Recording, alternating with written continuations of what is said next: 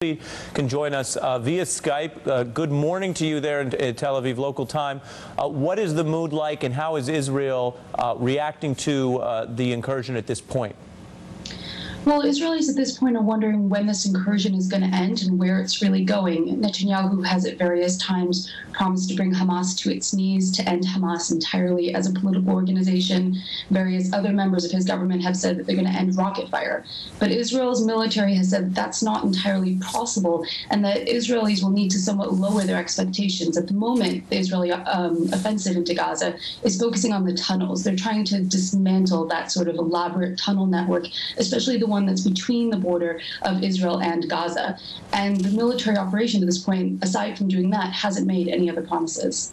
And Prime Minister Netanyahu has faced domestic criticism within Israel for waiting in terms of how long until he began this counteroffensive and waiting as Hamas basically declined some of the ceasefire offers, although they complained that Egypt hadn't really consulted them in negotiating them.